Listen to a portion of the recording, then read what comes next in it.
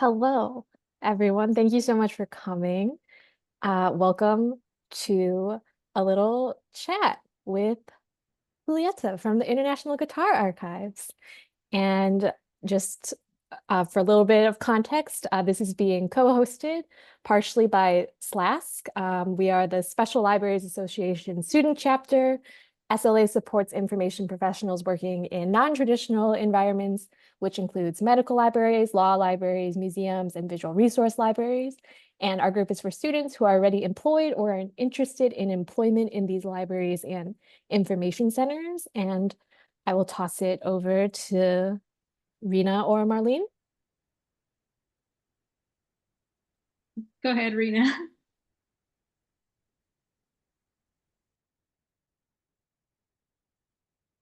Hi there. It's so good to see you, Juliet. Thank you for being here and thank you for that introduction, Aiko. Is it Aiko? I want to make sure I'm pronouncing your name correctly. Okay. So we have some questions that we put together, and excuse me while I pull some of those up. And it's great to see the turnout. I'm so glad to see so many people logged in. All right, let's see.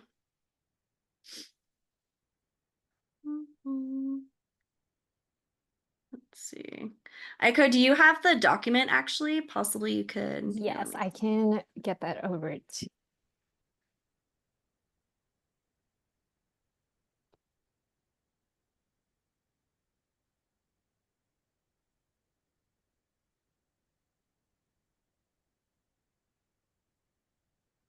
Thank you everyone for your patience too while I pull this up.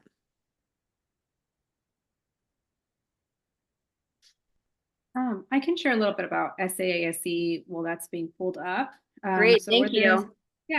We're the Society of American Archivists student chapter at SJSU, and our goal is to promote the archival interest at the iSchool and to provide a platform to discuss archival issues and the archival profession, any trends that are coming up, and to also connect our members more with our parent organization, SAA. So we are excited to collaborate with SLASC on tonight's speaker event. So welcome, Julieta. Thank you so much for having me. And thank you for describing that for us, Marlene. Okay, so I want to jump into some questions. Actually, Rena, sorry, yes. Julieta actually has like a short presentation. Oh, fantastic. Awesome. So we'll do questions post the presentation. Okay, perfect. Well, I have the questions, so when that time comes, we'll be ready to go. All right, go ahead, Julieta. Okay, thank you. Yeah, it's very small, it's very short, so it'll be really quick because I wasn't sure if I needed to present or anything, but it's very short. So I thought I would, let me just get this going and share with my beautiful, colorful slides. Hello. So this is my little presentation. Thank you for having me. My name is Julieta Garcia. I am an alum from San Jose State as well. So thank you so much for having me here. I'm so excited to meet some of you and yeah, just being part of the iSchool and coming back and helping, and I'm so excited. So so I work in the International Guitar Research Archive at CSUN. At California State University, Northridge, down in Southern California. And let's see, I'll just get right into it. So so IGRA is actually under Special Collections and Archives. So we have, what is this, 6 different repositories. So IGRA is one of them. We have the Urban Archives, which is basically the development of Los Angeles. Special Collections is rare book materials. The Tom and Ethel Bradley Center holds a lot of photographs of collections of photographers around LA and across different areas, even Central America. The University Archives is self-explanatory, but it's the history of the campus at Cal State Northridge, what used to be called the San Fernando Valley State College. And the Old China Hands is, we have collections from foreigners living in China at the turn of the 20th century, I believe. So we have different people working under these different repositories. So I'm the archivist for IGRA. And so my job as the archivist, I process collections, specifically in IGRA. I answer researcher requests. Usually they're from people from overseas or just from international requests, or sometimes students who are working on their dissertations and things like that, also from around the globe. I do sit the reference desk here, so I also have an opportunity to answer questions or help researchers working on their research about any of these repositories. So I also have to know a little bit about what our collections hold. So I'm able to help them, and it makes me a little bit more well-rounded. So that's really nice. I also work on exhibits. So I have worked on one exhibit here where I co-curated one of the exhibits. But usually I'm staff. So there are faculty positions and staff positions. I'm one of the staff employees here. So I was able to do that during COVID times in 2020.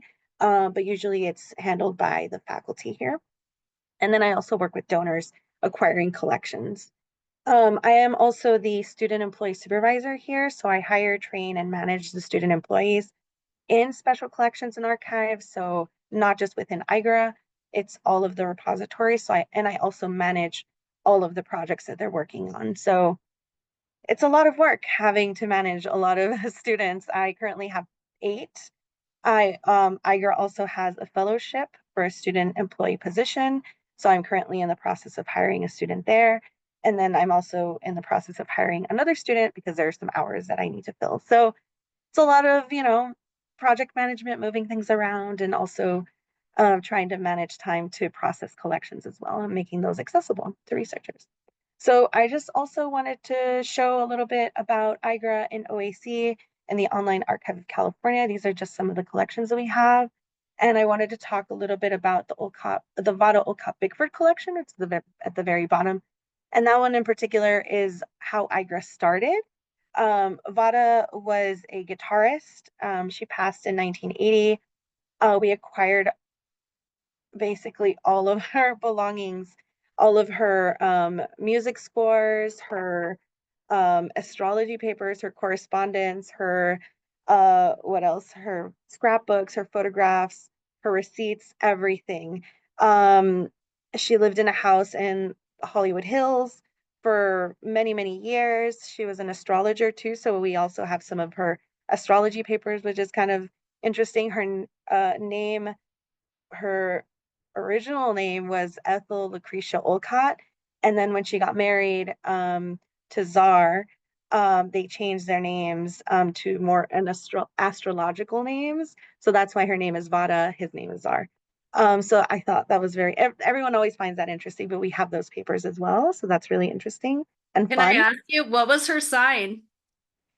Do you know what her sign was? Great question. I don't remember. I don't remember what her birthday was. Was it March? I don't remember exactly. That's okay. I was just kind of Yeah. curious. Yeah, I do remember seeing some birth charts, but I don't know if they were hers. A lot of people would actually contact her to do birth charts. So there we have a few of those. Those are really fun to see. But she was also a huge contributor to the banjo, mandolin, guitar. She was a co-founder of the American Guitar Society down here in Southern California, which is, I think, where she connected with one of the professors here who has also passed away, and he became the director of IGRA. So he acquired the collection, which started in the music department. They just acquired it and just kept it in the music department. And then from there, the music department and the library worked together where, they just agreed, like, maybe this collection shouldn't be held in the music department, it should be in the library. So then that's how slowly it came to the library. And then from there, a lot of the projects, they were grant funded. So there wasn't an archivist processing the collection. It was all just the director managing that. So looking back at some of the projects that were done, they were done sort of haphazardly, where they weren't processed correctly as an archivist should be processing a collection, where you have arrangement and then you're describing, and then you have one collection for this one person. So so when I started also, I wasn't an archivist. I was staff, and I actually was hired under a grant to scan the music scores that we had. So that's how I started in this position. And then I got my degree, and then I was surprised that, oh, this is not how we're supposed to be doing things. It's different. So that was very interesting, an interesting find. Yeah, so then let's see. I just wanted to show you a couple photos of, so this is Olcott Bickford's correspondence, and then she kept a lot of programs as well. So this is just a program of in German. And then here's some other photographs of just some random stuff that she kept. Like, she had a lot of correspondence with people around the world, as I mentioned. So we have a lot of stuff from Argentina, from Germany, and I think one of my favorite things in this collection is seeing the difference between right before the 1929 crash and then after, during the Depression era, where you see all of these different, all of these people replying to her saying, you know what, I can't afford a membership. I can't afford $5. I have to pay my bills. I have to find a place to live, or I have to move. I can't live here anymore. So that's really interesting to see. Sort of in this guitar collection, there's this historical documentation sort of like hidden in there. You know, it's not really like, oh, we're talking about the Depression era. It's more like, I can't pay for this. I can't afford it. I can't. So it's really interesting to see. Yeah, so that's a little bit about IGRA. And then thank you so much. I just wanted to thank you all for having me here. And then if you had any questions, here's some information about, like, you can go to our website. And then if you have any questions about IGRA, you can also email us there. That's my name. There's my LinkedIn. You can also reach out to me if you'd like to reach out to me directly. If you have any questions about anything archives related, or anything, I'd be happy to answer those. So thank you. Thank you for that amazing presentation. I'm so intrigued with her. I want to do some further research myself. I enjoy astrology a lot. I don't base everything on it, but I mean, I even have right next to me this love on astrology. I don't know. It's just fun for me. I'm a Scorpio, but aside from that, I'm kind of curious. I want to kind of get the ball rolling with questions. We do have a list for you, and then we'll open it up. I want to say that if any of the participants who are here, if you have questions that you want me to read, you can go ahead and stick them in the chat, and I will do my best to get to everyone's. So I'm curious if you found any notes on her sheet music that was significant, because sometimes what are they called? Like writing in the margin lines, sort of, or, you know, notes that she took that maybe was significant. Have you come across anything of that nature? Great question. I mean, we have different collections, and there is nothing significant that I can think of. A lot of it is the correspondence, I think, is her translations that I find really interesting. Her German is just her reading, and you can see her just like penning or just like penciling in, like, what does this mean? What does that mean?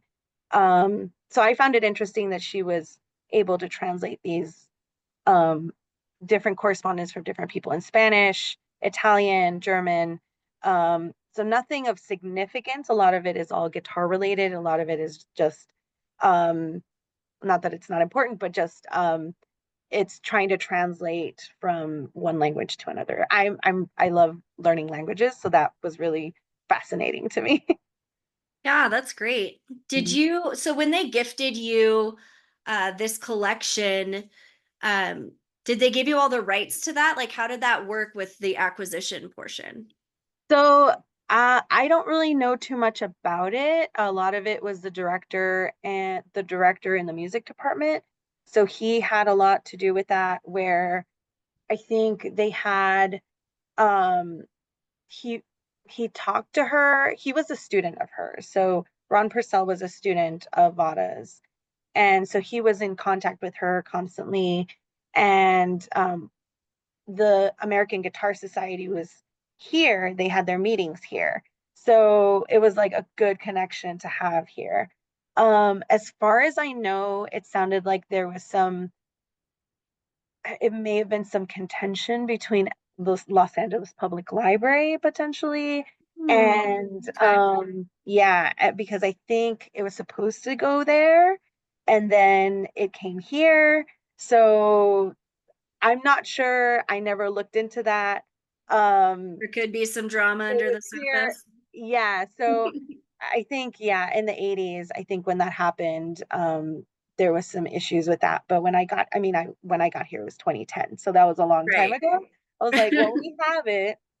Um, yeah. So I think that was all. Yeah. I don't know exactly what happened there, but we have it. And then we haven't Yeah, heard. the rest is history. That's Yeah, basically. Are you comfortable if we ask some personal questions regarding just your experience? Is that okay if we kind of pick your brain a bit? Yeah, So, I'm gonna close this thing, the okay, sure. Did presentation. everybody, if we want, are you able to maybe copy paste in the chat? Is that Sure. possible? Yeah, Some of yeah, the that's fine. info I so can do that. people can, great. Thank you for doing that, Julieta. Um, so what sparked your interest in this aspect of archival work? And did you have experience with music prior to taking on this role? I did not. I don't play the guitar, so everyone always asks me that. That's the first question. The director did one time when I was scanning music. I remember he asked me. He's like, "Can I see your hands?" And I was like, "Sure." And he looked at. He's like, "Yeah, you'd be a good guitarist. You have good nails," which I thought was funny. But in archives, yeah, I thought that was really funny. I was like, "Okay, that's cool." I'm probably not gonna play the guitar. But I started working in libraries when I was an undergrad. So I started working at the what we call as the guest services area, the circulation area. So I started working there. And basically, to be completely frank and honest, um I graduated from CSUN in 2000. When was it? At this point, I don't even remember. 2007, 2006. It was right before the recession.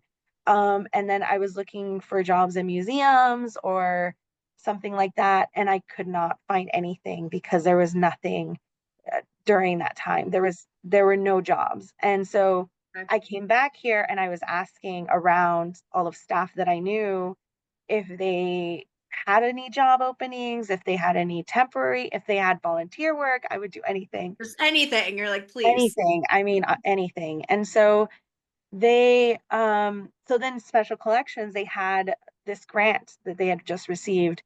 Um, and I think, oh no, it wasn't that. It was another position. It was a supervisor position here. And Okay. so because I had experience working with supervising students in circulation, they thought, oh, you'd be perfect for that position. So I did that, but I didn't know anything about special collections, about stacks management. I didn't know anything about that, especially with rare books or archival materials. So someone else got that position at the end because this was an emergency hire situation. And so then from there, I sort of befriended the archivist, the head archivist here, and he knew I wanted to work in museums, and so he asked me to help him with the exhibit. And then from there, I sort of started getting more involved with, oh, like how does manuscript, like how is this organized? And so I started talking to him about it, and then we worked with. So it was our 50th anniversary exhibit of the campus. So from there, I sort of started understanding like, oh, okay, this is how he talks to donors, and this is how you acquire things, and you need a deed of gift. And okay, so these are just things that I started learning. So a lot of it was just learning on the job. And then from there, I had to leave. And then again, that's when the grant funded project came up. And then I was rehired as project staff person. And then I got more involved. And so then from there, they trusted me to work in the archive and to help with donations, but again, I was still working sort of under the director.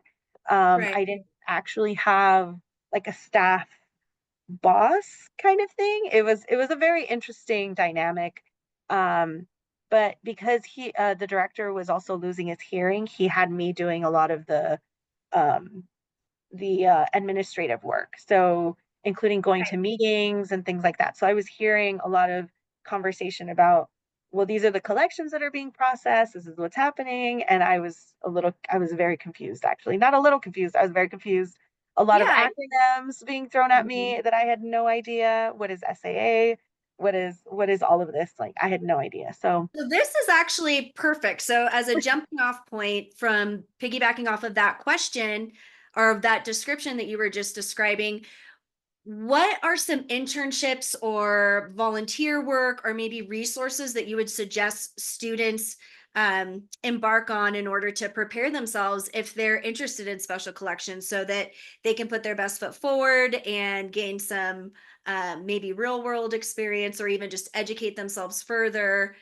What would you say? So what would you suggest to future yeah. collection So workers? I think a lot of it is, so one of the things that so with my students, I always have them go to the career center, which sometimes is helpful, sometimes is not.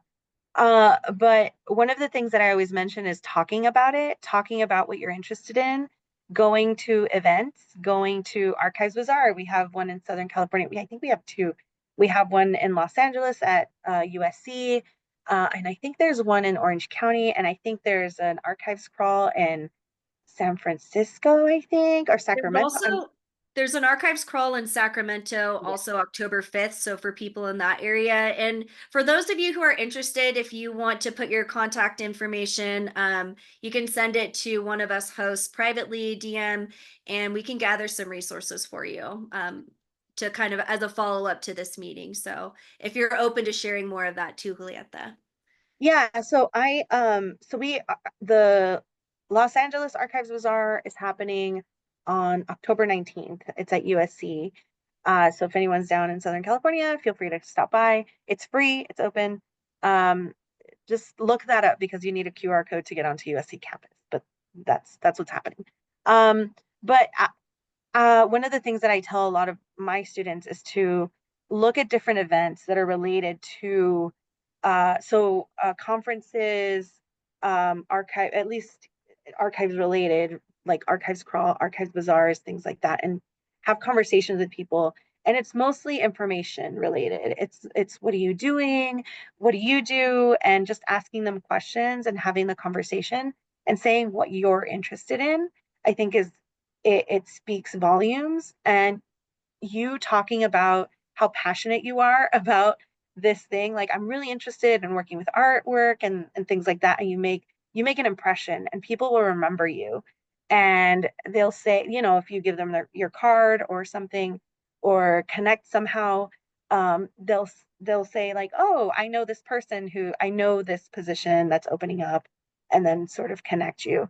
So that's Sorry to interrupt. So you're saying to look into events that sort of hone in on the type of interest that you have within the field and maybe bring your information or a card. And so it's more networking. So you're saying making those networking connections can really open other doors. yeah. And then so you're saying that would open doors for other internships or things of that nature that kind of align with what your interests are. Positions, yes. And same with SAA and SCA, the Society of California Archivists, their conference, and then SAA conference as well. If you have an opportunity of going, they have scholarships for you, travel scholarships. Apply to those. Sometimes people don't apply to them, so that's what I've heard. So that's also an opportunity for you to make those connections as well. And that's how you get to know people and network as well. Thank you for that. So more on your personal journey. Sure. What is one of your favorite aspects of the job? And then second half of that question, what's your least favorite? So my favorite part of the job is actually the student aspect, the student management aspect. It's a lot of work, which I think is the least favorite part of it. I don't get to process and I don't get to, although this is the biggest part of being an archivist is I have to process. A lot of the time that I take managing the students is takes away from processing collections. So it does take a lot of time. I mean, today, just to give you an idea, I was managing some students and trying to make sure they had projects uh, happening. So I had to keep in contact with their project supervisor, but then they were reshelving. And then I also had to, they told me that the stacks were full. So then we had to do a shift project unexpectedly. So then that took me away from my other work. So it's a lot of time, a lot of work. So although I love it, it just takes a lot of time.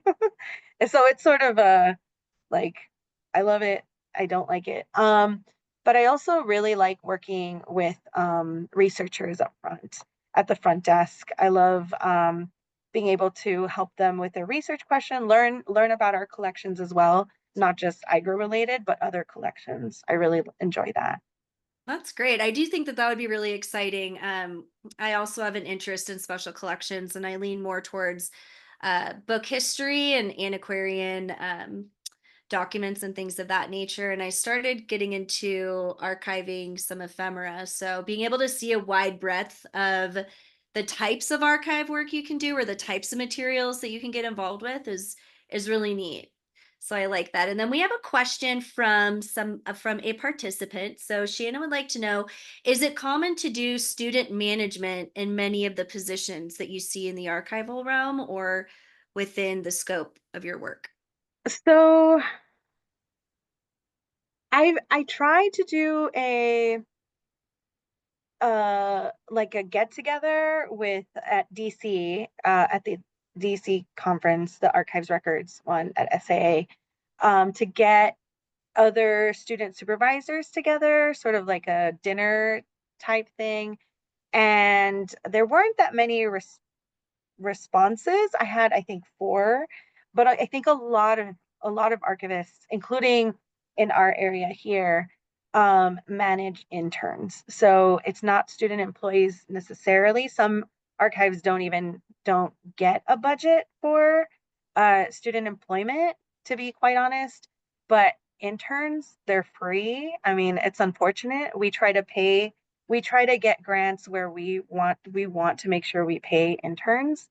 Um, but I think that's mostly what a lot of the positions do have to manage. You have to manage interns. But I think the way that I see it, it's almost the same. When you're managing an intern, you want to make sure that you have a sort of a plan. You're mentoring. The way that I see student management is you're mentoring. So I see it as I'm mentoring the student employees here, and I hire students from all across campus. So not just history students. I manage That's students good who to are know.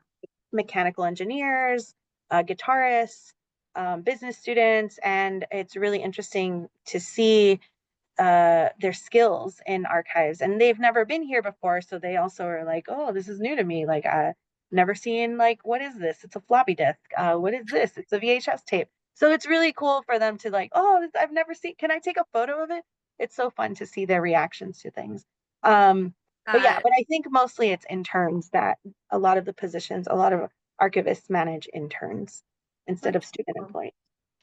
Thank you for that. Mhm. So, Jillian or Gillian, I think Jillian, I'm going to pronounce it. Hopefully, I'm not butchering your name. I apologize in advance.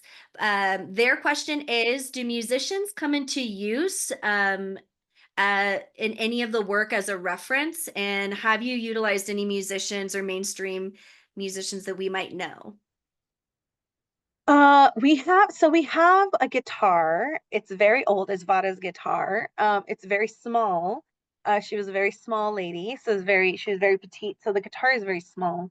But it is very old. It is not the strings are very old, and I believe they're gut strings, and a guitarist in the faculty department, or the music department, he looked at it and he was like, yeah, these are really old. You can't play this guitar. But people have shown interest in purchasing the guitar. They want it, and they're in France, and I always have to say no. This is something we acquired from her. This is part of her collection. We're not getting rid of this. I'm not selling this. But and yeah, and I think we have a banjo as well. But yeah, no one's played those instruments, but we have considered it. We have the head of our department has considered, like, well, maybe we should, get it fixed up and maybe have one of the guitar students come and play it, or maybe for an event they can play it. That might be cool to do. And in regard to interacting with any like famous people, any famous musicians or anything, I haven't, but I have like found, when I was like inventorying everything, I found like an Ozzy Osbourne signed like correspondence saying like, oh, this is a donation for cool. IGRA. So that was interesting. I was like, oh, okay. That is not the name That's I would have why. anticipated you throwing out there. So that is hilarious. And then it's Gilligan. So I did want to go ahead and say it's Gilligan. So thank you for that. And thanks for the questions. Again, put your questions in the chat if you want me to bring them to Julieta's attention. I'm going to go back to our list. So can you speak a little bit about your current workflow? So what is a typical day in the life of Julieta from coming into work? How does that flow go? Yeah. Okay, get ready. My calendar. I looked at my calendar. We're this here for afternoon. it. We're here for it. So today, let's just start with today. Actually, let me pull up my calendar just so I can like let's real talk here. Real talk. So this morning I came in a little late because of this presentation. But the moment I walked in, I had a meeting with the head of the department. So we have a weekly meeting where I tell her updates, and a lot of that is about the students. So we talk about students, how we're managing the students, and also if there are any issues, anything comes up, anything like that. So that's and any processing work that I've done as well, any updates, things like that. And then I had a check-in with our student lead. And so I have a check-in with her for an hour. So I checked in with her and made sure that the rest of the students are doing well. And if she had any questions, I had an update. I update her on anything that we have in our weekly meetings as well, our staff meetings. So I always like to have open communication between, I feel like the liaison between staff and students, the student employees. So I want to make sure I build sort of a team environment. We all feel like we're all involved here. So I want to make sure she knows everything that's happening, and that way she can relay that information, or I relay that information, but we all know, we're all aware of what's happening in our department. It's not just the staff, like siloed, like the students shouldn't know this, so I want them to know what's happening in our area, especially when faculty is teaching, and this affects their work as well because they're pulling materials for faculty. So it's going to affect them. So I have a check-in with her for an hour. And then there was what is this? Oh, then I had a conversation with the students about some things that were happening in their reshelving. So for like half an hour, I had a conversation with all the students who were here today. So that was 4 of them. That was about 30 minutes. And then I had lunch. And then Very important. Yes. I stepped out of the office. Always step out of the office. And actually, I forgot to mention, before I walked into the office in the morning, I had forgotten to tell everybody that I was arriving late today. So I did that in the morning at 6 in the morning. And then I also I reached out to other people about other things. So really, I worked an hour before I was supposed to. So real talk. And then the student timesheets were due, so I finished those. And then I had to schedule the fellowship, um, the student interviews that are happening, so I have to schedule that. So I did that for a little bit. One of my colleagues, not in our unit, but another supervisor is also looking for students. And I mentioned earlier that I'm looking for a student, so I told her maybe we should work together and trying to go through all of the thousands of applications the students have applied for. Maybe we can do this together and maybe help each other out. So I had to schedule that with her. And So then in I the also, midst of all of that, sorry to interrupt, in the midst of all of that, when are you finding time to process and research a collection that you like, yeah. So that is because that seems something like the fun part to kind of dig in and kind I of, know. right? So yeah, this is why I was like, this is real talk. This is what's happening. And today in particular was really busy. So I try to, that is something that the head of the department did tell me, she wants me to really focus and she's like, we really want you to focus on processing, um, even if it's just a little bit, like just chip away at it.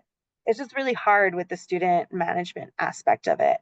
Mhm. But yeah, but I try to come in on days so I work 4 days in office and then one remote. And so when I'm in, I try to be in when not too many students are here. So I don't have to have a lot of management time.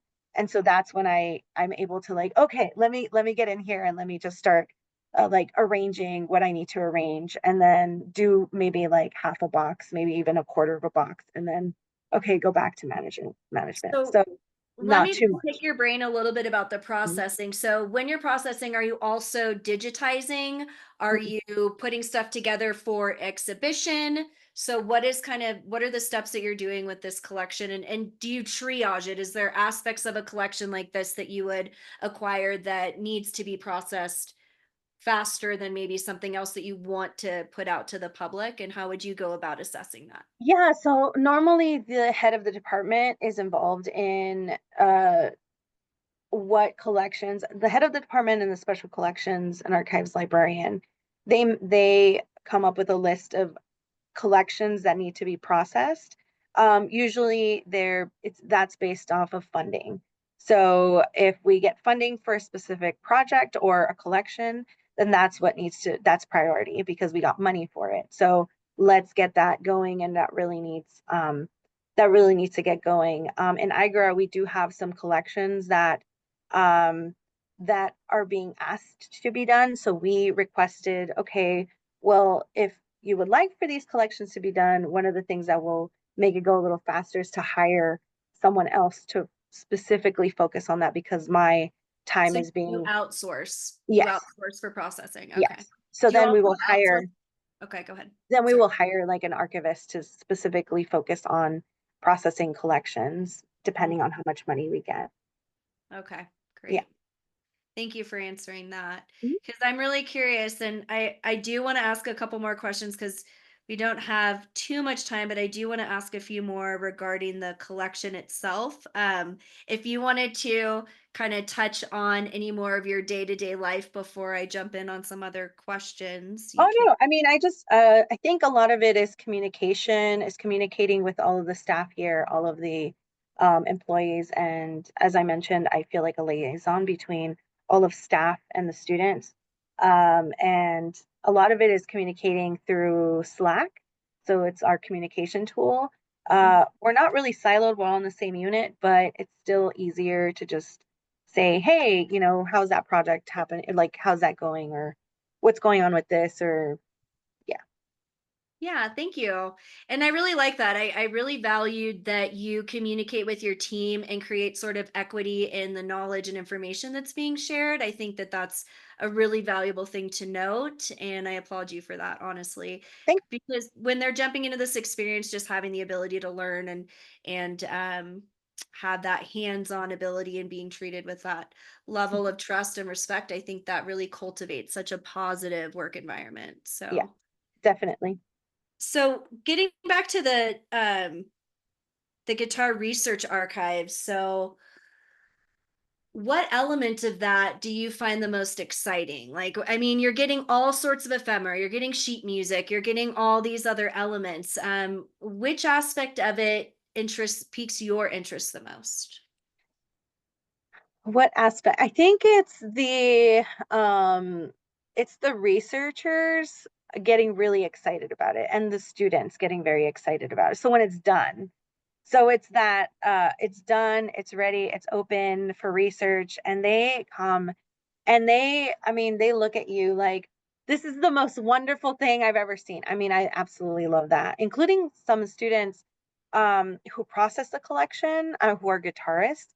They're, flipping through and they're processing these collections and they're reading some of the correspondence. And I mean, hearing them say, wow, this is, I didn't even know there was a different way of holding a guitar, you like in the 1920s, and then they're just so excited to read this like totally different thing. So I love seeing everyone's like excitement for a collection that is processed. I think that is my favorite. And then them telling me back what I already know is also really fun. Like, yeah, I knew. Did you know that this? Or sometimes they get some of their information somewhere else, and so Mhm. they bring it to me, and then I have more information. Like, oh, okay, there's another place where I can reference to.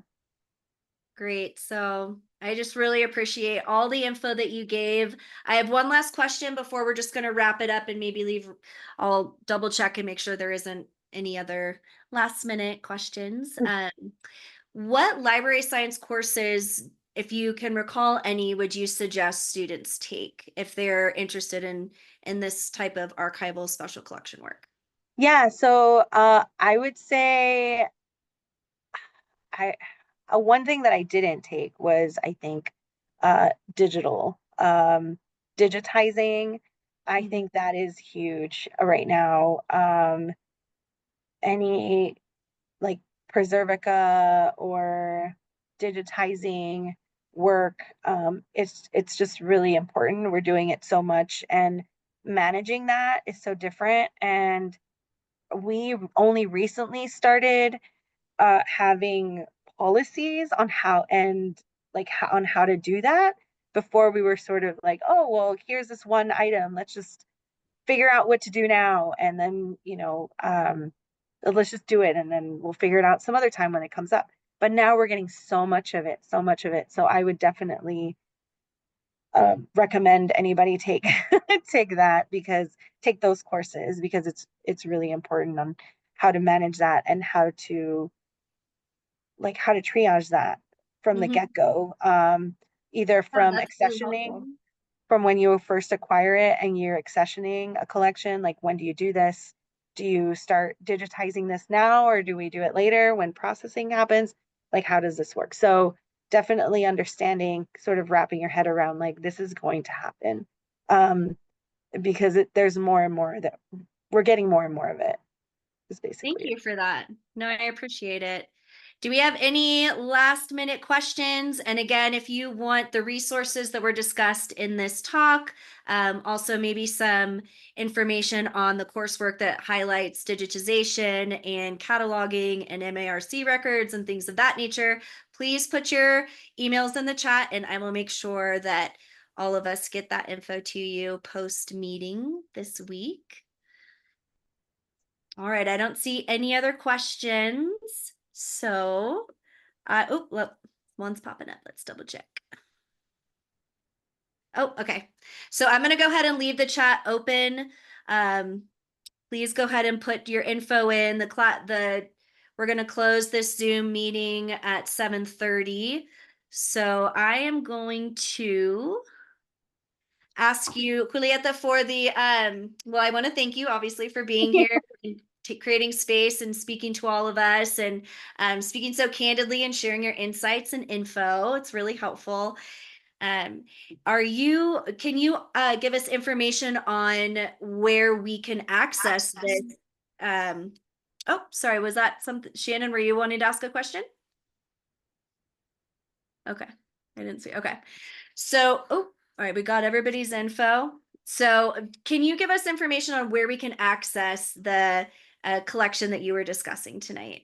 Yeah, so that is, I'm just gonna put both the link to special collections and then OAC. I should have it just available here. Already bookmarked there. So those are the IGRA collections that we have. Fantastic, thank you. And again, we will email all the resources that we covered.